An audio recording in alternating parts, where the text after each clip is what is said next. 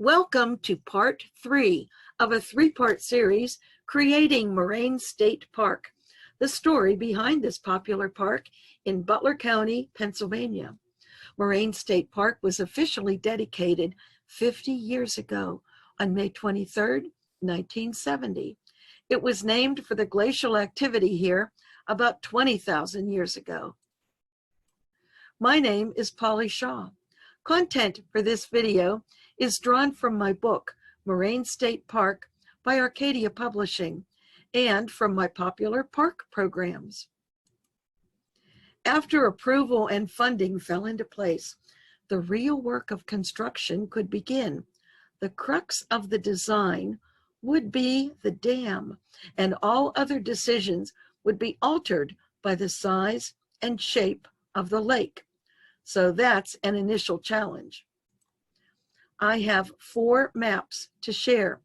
For some reason, the maps are oriented with south to the top, putting the 3 arms of Muddy Creek, Swamp Run, and Shannon Run to the left instead of the right, as they appear on customary maps. However, they do indicate possible placements of the dam.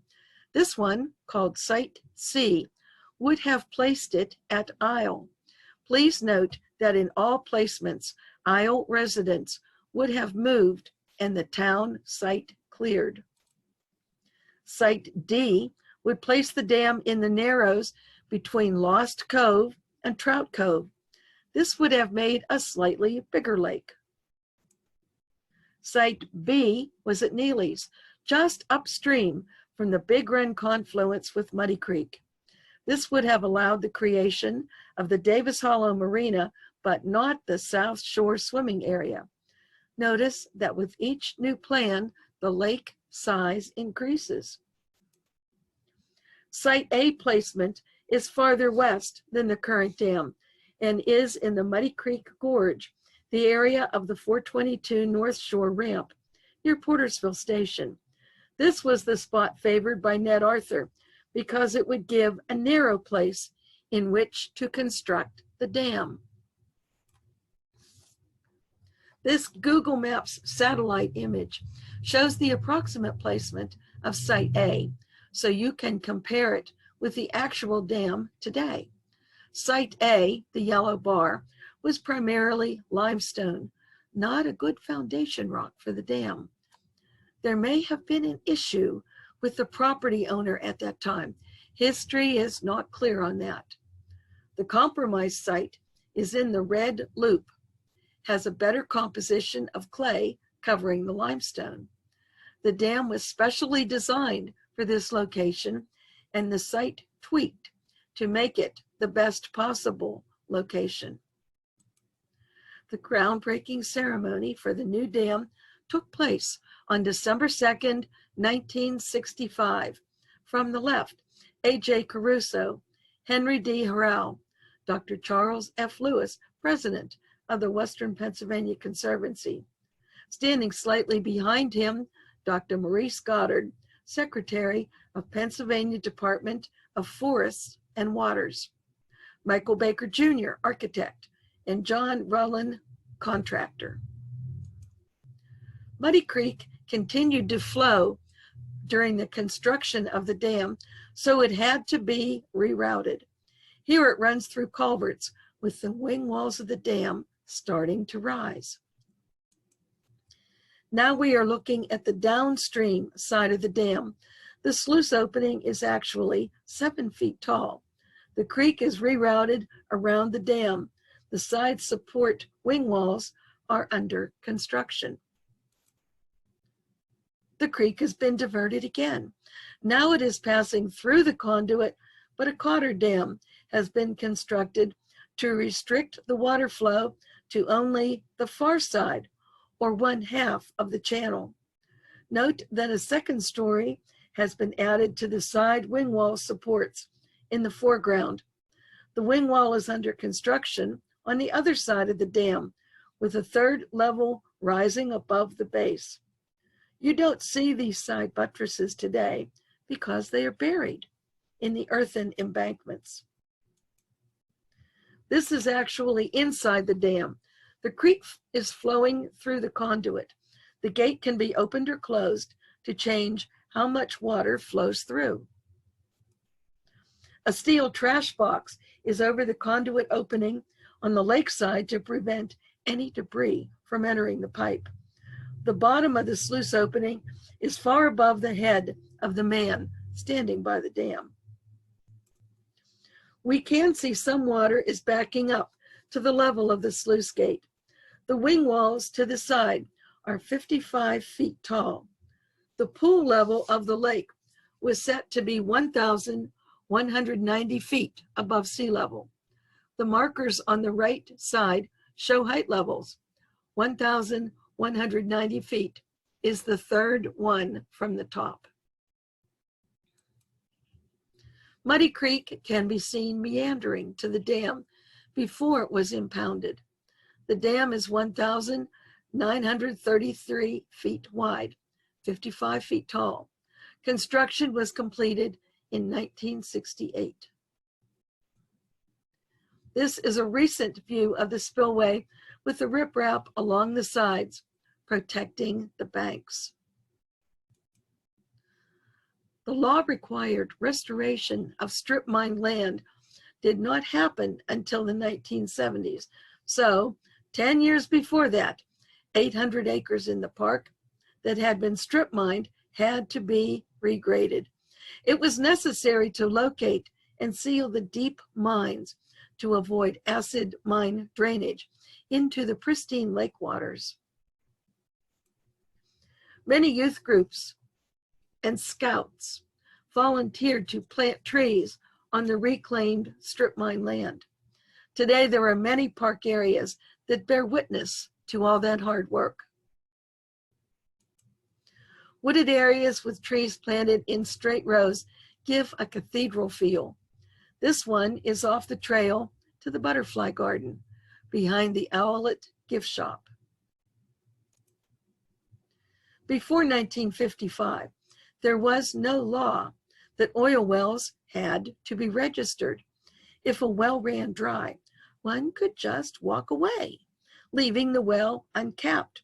Just move the equipment to a new site and abandon the old site. Many of the wells that would be in the new park were not on maps, so it took great effort just to locate them. Then the pipes were sealed. A sapling tree was stuffed down the wellhead to a specific depth and then backfilled with concrete. This was repeated to form an absolute waterproof barrier. There had been 360 oil wells in the Muddy Creek oil field. When the park was created, most of the old equipment was cleared away: pipes, barrels, machinery, powerhouses, except for this one. This is how the site number 19 looked when a dedicated and enthusiastic group took on the task of cleaning up the site and getting it ready to operate.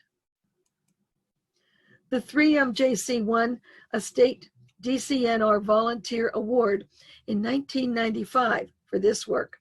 The demonstration site is open to the public once a month in the summer, staffed by volunteers. When the exact height of the planned lake was known, then decisions could be made about alternations to highways. The location of the dam is the blue dot. The yellow line indicates the 3-lane US Route 422, which was only rerouted to this location in 1950. The new lake would flood several miles of the 3-lane 422. The red line shows the new location of 422 to higher ground. Route 422 was changed to a 4-lane highway when it was relocated in 1969. Here is construction of the bridge piers for the paired bridges, which are 1,300 feet long and cross Bear Run. Here's a water level view of the same paired bridges today. Here the bridge decks are in place at the interchange crossing Pleasant Valley Road, giving access to the South Shore. This shows the new 528 interchange near Prospect. When this was taken, the old route was still in use and descends down a slope to the right of the center of the picture. The highway that stretches ahead is still only for construction vehicles. The PA 528 bridge crosses the eastern Lake Arthur. A concrete bridge built in 1969 is 1,471 feet long and was built in 22 spans. A main problem was the clay in the area. The bridge had to be specially constructed and placed to be able to securely seat the bridge. Route 528 was realigned from the old Iron Bridge location over Muddy Creek to this more favorable location. This is a single bridge with one lane traveling in each direction on the same bridge. The bridge is long, but a good portion of it passes over land, part of the design to secure it and raise the elevation so that boats can pass beneath. The area in the distance today is the 528 boat launch. This is the future Pleasant Valley swimming area on South Shore. There are 3 rows of parking. A large concrete slab in the foreground is underwater today, providing a stable shoreline and lake bottom for swimmers. Note that the North Shore Lakeview swimming area was not built until several years later for the 1973 Boy Scout Jamboree. Before the lake was filled, the final level was determined to be 1,190 feet above sea level, so park amenities could be constructed on dry land. These are the docks at the future Davis Hollow Marina. The dock is still high and dry. This is the Marina office, which is still in use today. The long anticipated moment came on May 15th, 1969. The sluice gate was closed to officially start to fill the lake. Some residents were sure that the lake would never fill because of all those old mines and wells. Engineers predicted it could take up to 18 months to fill. When this picture was taken, new 422 was open for traffic, but some residents delighted in driving through the water on the old 422 roadbed. This view was taken from a canoe. When portions of the old 422 roadbed were too submerged to drive, people delighted in driving as far as they could and parked to enjoy the view. Here's a close-up of people wading in the new lake water. The lake continues to submerge the old road. This is a current photo showing old 422 descending into the frozen lake at the end of Park Road, just past today's Region 2 office. The area has a parking area, boat launch, and a fishing pier. The west end of the submerged road requires a short hike from the new 422. The 3 lanes of the old roadway are plain to see. This photo would be from May or June 1970 with the lake at pool level. It did reach full level on April 3rd, 1970. The formal dedication was held on May 23rd, 1970 in the Pleasant Valley Day Use Area overlooking Lake Arthur. A site was chosen that today is part of the John Eisler Picnic Grove on top of the hill at the end of the Crestline picnic area. This had a commanding view of the lake. Dr. Goddard is speaking as Secretary of Pennsylvania Department of Forests and Waters. He is the one who proposed an expansion plan in 1955 to have a state park within 25 miles of every Pennsylvania resident. This later became today's DCNR, Department of Conservation and Natural Resources. There is a wayside depicting Dr. Goddard's contribution in the Lakeview area adjacent to the Point parking lot in Pleasant Valley. By the time of the dedication, Dr. Preston was long retired from Preston Laboratories, but continued to write and publish learned articles. Dr. Preston spoke at the dedication, drawing on his English upbringing to recount the legend of King Arthur and Excalibur, his sword. To carry out that legend, Dr. Preston had engraved Excalibur on Ned Arthur's geologic hammer and presented it to Paul Feather, park manager, with a request that he row out one night and toss it to return it to the Lady of the Lake, as in the King Arthur legend. Dr. Preston died in 1989. Later, an area in the eastern area of the park was dedicated as the Frank Preston Conservation Area, highlighted in pale green on the park map. This aerial view was taken shortly after the park opened. It shows the Pleasant Valley day use area. The swimming area is to the left. At the crest of the hill, with the single road, is today's John Eisler Picnic Grove, the site of that 1970 dedication. 1970 swimmers are enjoying the summer sun. This is Crescent Bay on South Shore, and today has the boat rental concession. The parking area to the right in the picture is Windy Knob, which afforded a full vista of the lake. Today, the same area has a full growth of trees.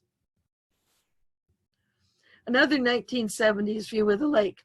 The average depth today is 11.8 feet, with the deepest area around 33 feet near the dam. Glacial Lake Watts was about 70 feet deeper. Debris and fill were left behind by the glacier that raised the plain to the level known when Preston and Arthur were considering the site for recreation of the lake. This is the 422 bridge over Bear Run in 1970. And a 1970 photo of the author enjoying the park 50 years ago and still enjoying it today. The coves and inlets make common places for a kayak paddle. This is the end of Snake Island near the dam, so named for the shape of the island, not for the inhabitants. There's plenty of open area for a sail. Sunrise or sunset from shore or air, Moraine State Park offers breathtaking views. Moraine State Park is here for all to enjoy for free, a jewel in Butler County.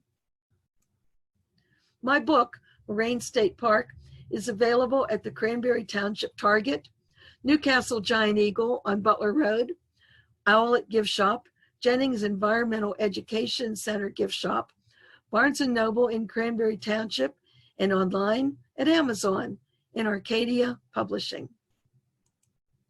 Check back for other videos from my program content, including planned ones for Dr. Frank Preston and Preston Park, Edmund Watts Arthur, the Western Allegheny Railroad, the early industries of the Moraine and McConnell's Mill area, the change of the grist mill into McConnell's Mill State Park, and a photo tour of the historic grist mill.